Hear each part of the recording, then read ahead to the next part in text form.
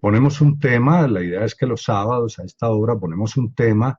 Bien, yo creo que vamos a ir comenzando para no dar más largas. El tema propuesto para hoy es ¿para qué sirve un presidente? La reflexión que he escrito y que he publicado en mi blog javierloaiza.net, a donde te invito que lo visites, y a mano derecha ahí dice regístrese, y abajo de regístrese hay un campo si escribes tu correo electrónico y lo envías, y luego vas a tu inbox, a tu mail, y das activar. Cada que se ponga una nota o un video o algún documento en el blog, vas a recibir una notificación por mail. Bien, hablando sobre el tema de para qué sirve un presidente, la idea es que esto no tiene vuelta atrás. Así los populistas, nacionalistas quieran venderle a la gente que es posible regresar a las viejas épocas en que encerrados en unas fronteras, la mayoría de las veces ficticias, podían controlar todo y a todos. El mundo está sufriendo unos cambios muy importantes gracias a algunos aspectos que en una próxima charla compartiremos, que le he llamado los 6 cambios que nos permiten construir una nueva sociedad y que por supuesto traen una serie de riesgos, de dificultades, de amenazas para la estabilidad, pero que también son las herramientas y esos cambios que nos permiten avisorar y ver cómo nos adaptamos a esos nuevos cambios. De eso vamos a hablar en una próxima oportunidad. Podría ser incluso el tema de la próxima semana, si te llama la atención. Los gobiernos nacionales son cada vez más incompetentes para resolver los problemas. Los problemas hoy son cada vez más globales de un lado y urbanos o locales. La mayoría de los temas de la agenda mundial son de carácter global o local. A nivel global, por ejemplo, tenemos el cambio climático, la desigualdad, las migraciones, el terrorismo, los capitales golondrinas, el cibercrimen. Y a nivel local son los temas de la movilidad, de la seguridad, de los servicios públicos, de la calidad de vida, que afectan a más de la mitad de la población del mundo, porque desde el año 2004 más del 50% de la población del mundo vivimos en grandes centros urbanos, en ciudades o en zonas conurbadas. Y esos problemas tienen que atenderlos los alcaldes. Por ejemplo, en América Latina, en 63 ciudades con más de 1 millón de habitantes viven más del 40% de la población. Y en esas ciudades los alcaldes viven sometidos al poder central y a los caprichos y chantajes de los gobiernos nacionales, en particular en los países latinoamericanos donde hay un fuerte presidencialismo y centralismo. Y a pesar de que hay 4 países que nominal o teóricamente son federados, son eso, nominalmente, porque en la práctica el presidente tiene tanto poder, el presidencialismo es tan fuerte que ese federalismo eh, no existe casi en la práctica. A diferencia, por ejemplo, en Estados Unidos, que es presidencialista y es federal, pero hay un sistema de check and balances, de equilibrio de poderes, que como hemos visto en los recientes, en este semestre, a pesar de todo el poder que tiene el presidente de los Estados Unidos, se ha visto en dificultades para poder imponer su agenda, porque tanto la rama judicial como el Congreso mismo le ponen controles y no puede llegar a hacer, a cambiar el régimen como en América Latina lo han hecho. Los gobiernos nacionales son altamente costosos e inútiles, cobran excesivos impuestos que despilfarran en obras muchas veces innecesarias, en clientelismo y populismo, y además permiten y estimulan la gran corrupción, gastan enormes sumas de dinero en armas. Las armas, además de servir para matar, también sirven para robar por las famosas partidas secretas que manejan. Parafraseando a Benjamin Franklin, él decía: no es posible que se siga manteniendo un sistema en que el 51% que vota o elige puede esclavizar al 49% a través de un individuo que se cree dotado de toda suerte de poderes especiales. Una cosa es que gane, una cosa es que gobierne, una cosa es que lidere la construcción de una agenda, digamos, nueva y diferente, pero eso no implica someter y maltratar, como en Venezuela, como en Ecuador, como en Nicaragua, al resto de la sociedad.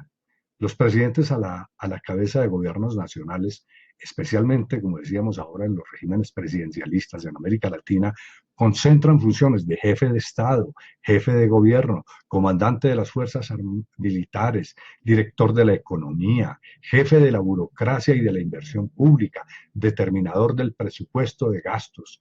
De él dependen los organismos de control, luego quién lo va a controlar, y dependen las agencias de seguridad del Estado. Además, por el exceso de poderes, se convierten en la práctica en jefes de los partidos o de las coaliciones de gobierno. Manejan y manipulan y cooptan los legislativos, cooptan y someten la justicia y también por esa vía terminan sometiendo a los sectores empresariales que son relativamente más pequeños que el gobierno y a los medios de comunicación que compran o someten con amenazas o con vetos. Es decir, funcionan como auténticos emperadores y a medida que pasan los días se van volviendo cada vez más en una especie de autócratas intocables. Con todo ese poder, los gobiernos protegen a los gigantes emporios internacionales y a las oligarquías nacionales, con el supuesto de la inversión y el empleo, y olvidan que el gran empleo no lo generan las grandes corporaciones, sino las pequeñas, medianas y microempresas. Además, esos gobiernos protegen y estimulan la gran corrupción y el sistema financiero internacional y nacional en manos de agiotistas que crearon una especie de nueva forma de esclavitud, cuando no es que esos mismos gobiernos se alían con bandas de narcotraficantes y contrabandistas. Una vez se gastan y dilapidan y reparten entre los suyos los fondos del Estado y de eventuales bonanzas producto de los recursos naturales llamados commodities, como quienes reparten un botín de guerra entre los suyos, terminan entonces creando nuevos impuestos que en vez de adelgazar la burocracia y controlar la corrupción y eliminar el despilfarro, terminan fortaleciendo su poder autocrático. La justicia, por su parte, no opera en la mayoría de países latinoamericanos, sino para someter a los adversarios. Los órganos judiciales funcionan como un aparato de ablandamiento y sometimiento de los opositores. Era claro y directo Perón cuando decía, para mis amigos todo, para mis enemigos ni justicia. Ese parece ser el mantra de los nuevos déspotas electorales en América Latina. Esos presidentes se reúnen además en costosas y pomposas cumbres que no terminan en nada, que no resuelven nada, que solo generan gasto desproporcionado con ingentes grupos de áulicos y aduladores apoyados por la gran prensa que se beneficia de la pauta estatal. Los gobiernos a su mando violan derechos humanos o protegen a los violadores, desde que ellos sean amigos suyos en la política. Dañan el medio ambiente o protegen a las empresas que afectan el ecosistema y los recursos naturales a base de megaproyectos faraónicos que muchas veces nunca se terminan o que cuando están listos no cumplen las funciones que se esperaban.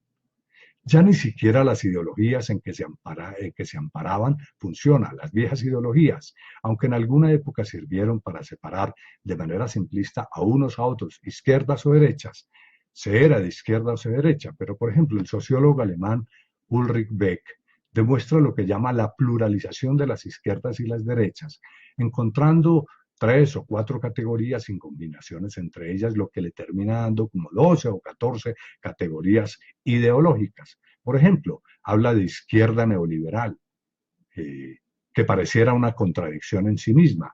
Por ejemplo, en los 20 años de gobierno de la concertación de la izquierda chilena después de Pinochet, abrió el país a tratados de libre comercio como tal vez ningún otro país del mundo. Creo que 120 tratados internacionales se firmaron y se seguían llamando de izquierda. Además, las ideologías, más que como arquetipos racionales, se soportan en fuertes justificaciones emocionales. Una derecha radical se apoya en el miedo y la izquierda radical realiza también su apoyo, su acción y su discurso apoyada en el odio y en la ira. Además, un estudio de la Organización para la Cooperación y el Desarrollo, la OCDE, sobre la influencia del sistema ideológico o económico elegido en los resultados sociales, por lo menos en los países de la OCDE, demuestra que modelos tan distintos como el de los países nórdicos y europeos y el norteamericano terminan arrojando índices de productividad y bienestar parecidos. De hecho, entonces ya las izquierdas y las derechas se volvieron corruptas, ineptas, incompetentes y recientemente populistas. Ya la diferenciación no se debe hacer entonces entre izquierdas y derechas, cada vez más falsas, sino en lo que lo que tenemos que estar alertas es entre demócratas y autócratas.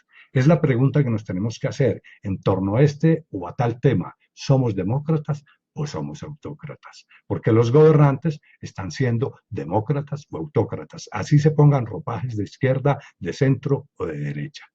Bien, un último tema, una última consideración. El Estado-Nación. El Estado-Nación sirve de estructura para todo el aparato político personalista. El Estado-Nación no es capaz de resolver ni los problemas globales ni los problemas locales.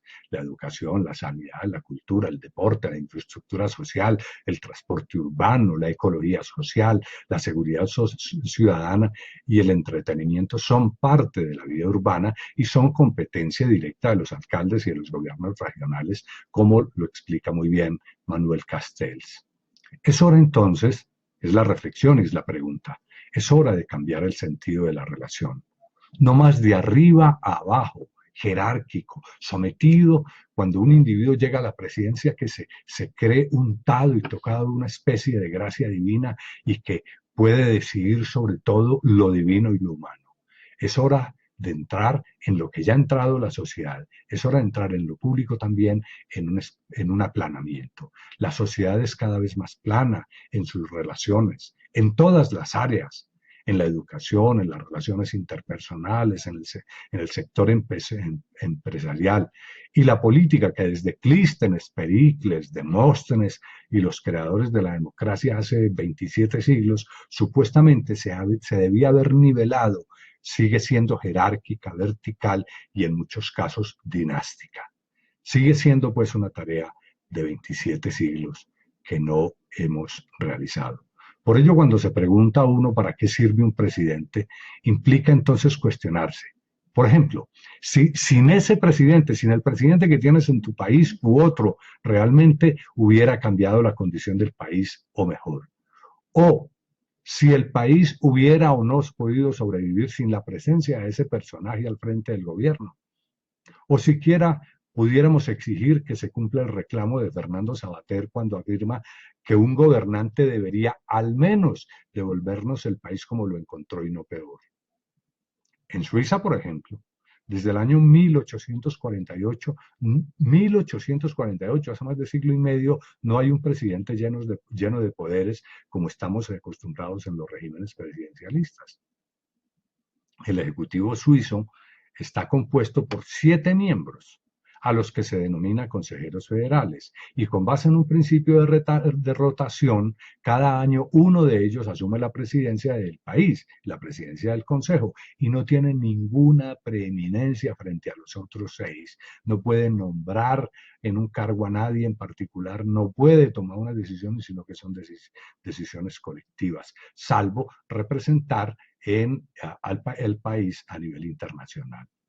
Los países cuentan además con un sistema de democracia directa y es un país que funciona y que en más de siglo y medio de funcionamiento, con un territorio 45 veces más pequeño que el de Colombia y con una población inferior a la de Bogotá, es un país que en algunos aspectos, en muchos aspectos, es ejemplo de convivencia para la sociedad.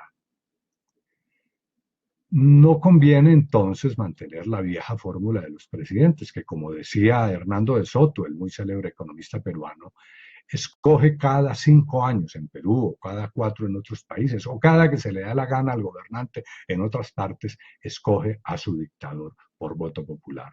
Pues de hecho, una vez electos, se convierten en auténticos autócratas.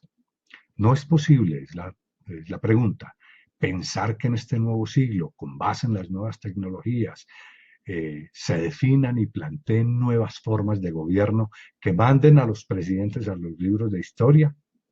Para ello, tendríamos que abrir las mentes, permitirnos la posibilidad de vislumbrar nuevos amaneceres, nuevas maneras de gestionar lo público, opciones de construir una nueva sociedad, con riesgos, con dificultades, de una nueva sociedad en el siglo XXI, urbano, global e intercomunicado. Pero claro, como dice un viejo proverbio árabe, resulta muy difícil despertar al que se hace el dormido. No nos hagamos los dormidos. Bien, hasta aquí mi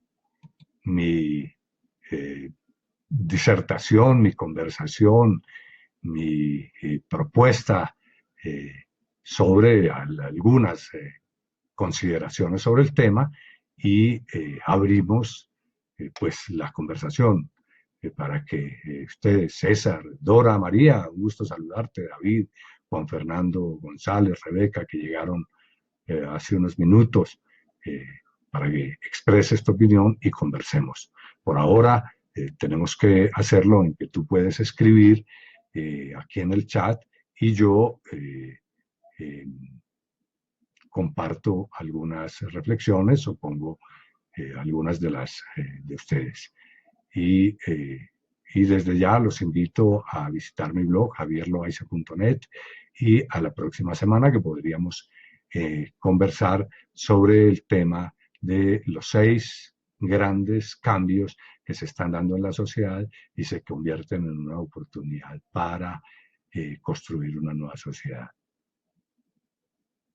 Estoy abierto a conversaciones, a que aquí en el chat compartas algunas consideraciones, algunas reflexiones en relación con lo que aquí se ha planteado.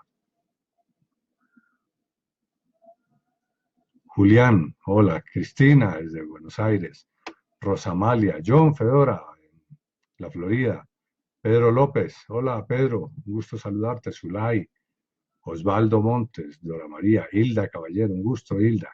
Ya esto queda grabado una vez que terminemos, una vez que finalicemos y lo puedes ver, lo puedes compartir, lo puedes agregar, puedes hacer pues como con cualquier otro tema. Si tienes algún comentario sobre lo que aquí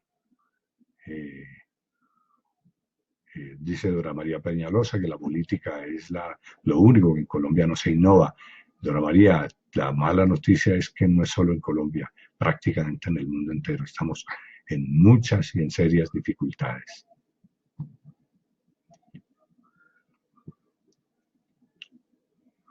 Y un poco la idea precisamente es que abramos este espacio para conversar. Pablo, hola Pablo, ¿estás en Costa Rica o estás en el mundo diplomático? Gusto de saludarte. Pablo, ya hice una presentación de unos 10 minutos sobre el tema de para qué sirven los presidentes y abrimos la conversación. Y la idea es que todos los sábados, en la medida de lo posible, conversemos sobre distintos temas. Estoy proponiendo que para la próxima semana, y entonces con eso, ya que sabes, te preparas y propones tus reflexiones para la próxima semana. Son los 6 temas, los 6 grandes cambios que se están dando en la sociedad y que nos permiten pensar en la construcción de una nueva sociedad y que de alguna manera nos puede ayudar a disminuir un poco la incertidumbre. Bueno, los escucho, te leo si tienes algún comentario. Están sin timideces. Dicen que los franceses afirman que con con timidez no se disfruta. Y la idea no es solo que yo converse, sino que podamos hacer precisamente que yo plantee una postura, sino que construyamos una conversación. Bien, si no hay comentarios o consideraciones, pues les agradezco mucho, te agradezco mucho, Pablo, Hilda, Alex, Rodrigo, todos los amigos, José Tobías, Rosamalia, Zulay, Pedro López, Carlos, Julián, un saludo a todos y les deseo, Andrés Gómez nos ha dicho que para efectos de la paz, hay que construir una alianza del Pacífico, hay que fortalecer como proceso de mecanismo de integración, sí, me parece importante.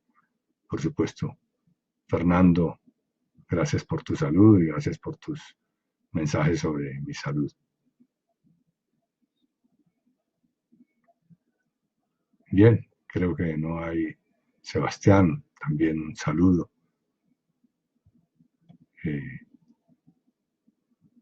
Voy a ver si alguien más. Dora María.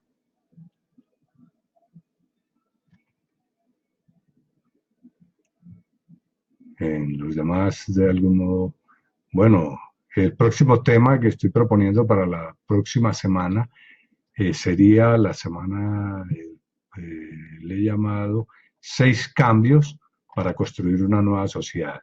Es decir, vamos a conversar sobre qué temas, qué aspectos son cambios cruciales, cambios significativos que afectan lo que tenemos como sociedad y que nos van a, en la medida en que los entendamos y que los comprendamos, y un poco, como decía Alvin Toffler, que podamos tener claro si eso ayuda a construir una nueva sociedad o ayuda a mantener la vieja sociedad inequitativa y autocrática, pues nos permita tener más claridad frente a los temas, en particular de lo público. Ofelia, que has llegado ahora. Esto una vez que terminemos en unos momentos, una vez que se renderiza, entiendo así, se queda activado y queda disponible. Bien, si no hay más comentarios, muchas gracias por tu compañía. Te deseo un feliz fin de semana y hasta la próxima. Entonces, yo te mandaré invitaciones, pero también puedes suscribirte al blog javierloaiza.net y allí también te notificaremos la invitación para el próximo sábado, 9 de la mañana, hora de Bogotá, para que conversemos. Pero espero que la próxima vez vengas con las baterías cargadas para que propongas tus consideraciones en torno del tema. Un abrazo y muchas felicidades. Muchas gracias por venir a esta conversación. Hasta la